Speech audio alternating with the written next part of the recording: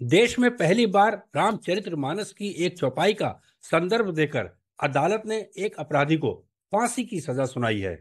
इस मामले में 3 वर्ष की मासूम बच्ची का उसके ताऊ ने ही बलात्कार किया था।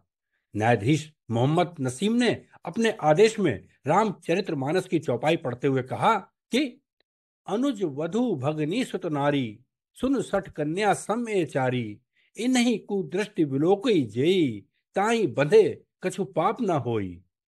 रामचरितमानस में यह चौपाई उस समय आती है जब वानर राज बाली भगवान राम से पूछता है कि मेरा क्या अपराध है जो आपने मुझे मारा।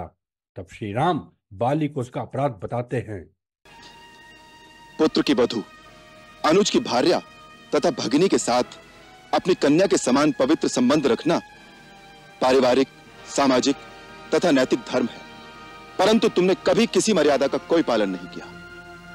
अपने छोटे भाई सुग्रीव के साथ अन्याय करके बिना किसी दोष के उसे निष्कासित कर दिया और उसके जीते जी उसकी पत्नी रूमा को अधर्म और अनीति से पत्नी की भांति अपने अधीन रखा। ऐसे पुरुष का वध करना ही उसके लिए उपयुक्त दंड माना गया है। घटना उत्तर प्रदेश के हरदोई जिले की है। 3 साल की यह मासूम अपने ताऊ को बड़े पापा कहती थी, किंतु इस ताऊ ने रिश्तों की मर्यादा नहीं रखी और अपनी बेटी समान भतीजी के साथ इस कदर दुष्कर्म किया कि अब उसकी जिंदगी नर्क बन चुकी है। डॉक्टरों ने मासूम की जान तो बचा ली, किंतु उसे नित्य क्रिया कराने के लिए मल मूत्र द्वार पर पाइप डालना पड़ा है। बच्ची पिछले 3 साल से बिस्तर पर पड़ी है।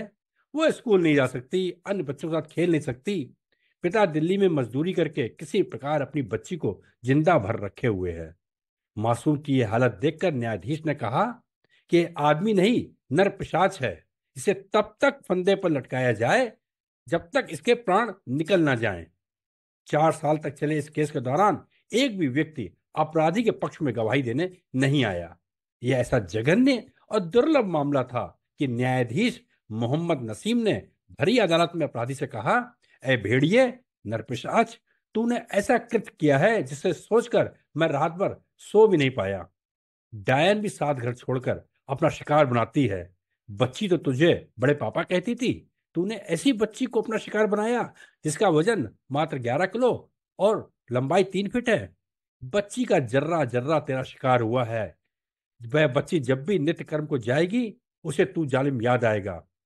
न्यायाधीश ने कहा कि धर्म ग्रंथों में भी कन्या को क्रूर दृष्टि से देखने पर उसका वध कर देना ही उचित माना गया है।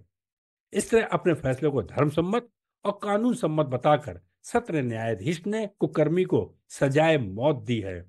हालांकि देश में हाई कोर्ट और सुप्रीम कोर्ट के फैसलों को रूलिंग यानी नजीर मनाया जाता है, किंतु जिस तरह हरदोई की सेशन कोर्ट ने धर्म ग्रंथों का हवाला देकर मृत्युदंड का यह फैसला दिया है, वह समाज की दृष्टि से एक ऐतिहासिक नजीर बनेगा।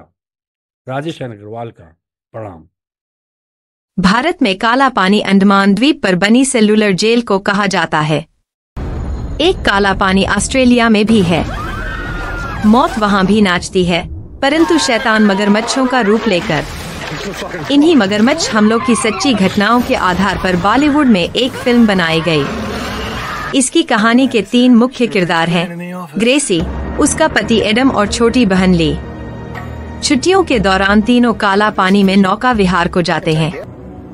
वे एक टूर गाइड जिम को भी हायर करते हैं, किंतु इस खतरनाक टूर के पूरा होने पर केवल ली जिंदा वापस आ पाती है।